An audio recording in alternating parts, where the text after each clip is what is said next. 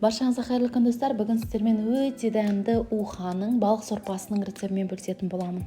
Мен уханы қызыл балықтың басынан жасадым. Негізінен басқа да балықтың басын қолданса болады. Реті келсе қызыл балықтан жасасаңыз сорпаңыз енді өте дәмді шығады. Ең алдымен балықтың басының желбезегін алып тастаймыз. Себебі сорпаға желбезек ашты дәм береді, сондықтан алып тастағанымыз абзал. Желбезектен тазартылған басты жуып тазалап аламыз.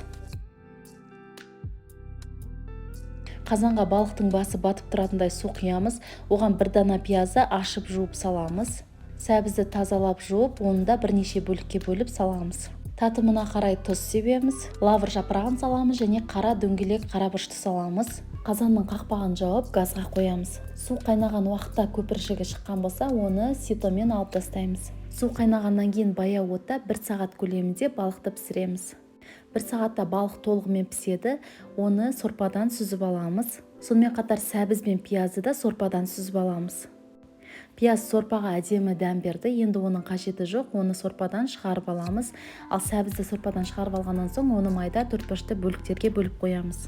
Келесі кезекте осы қазандағы сорпаның құрамында ешқандай сүйек, бұрыш, лавр жапырағы болмас үшін оны ситомен бір ыдысқа сүзіп аламыз. Содан соң сорпаны қазанға қайтадан құйып аламыз. Оған майдалап төртбұрышты етіп туралған картопты саламыз.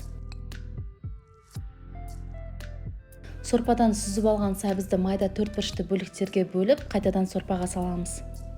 Дәмдеуіштерді қосамыз. Менде қара бұрыш, қызыл бұрыш, майдалап туралған қызанақты саламыз. Зелень саламыз. Менде кинза, укроп, петрушка барлығы араласып туралған. Үккіштен өткізілген 2 зубчик чеснокты саламыз. Барлығын жақсылап араластырамыз. Картоп толық піскенге дейін 20 минут пісіреміз. Сорпаны бір ыдысқа құямыз. Қызыл балықтың сүйегінен ажыратып, оны сорпаға саламыз. Бетіне зелень сеуіп, сорпаны ұсынсаңыз болады. Сорпа шындығында өте дәмді шығады. Міндетті түрде осы рецепті пайдаланып, даярлап көріңіздер.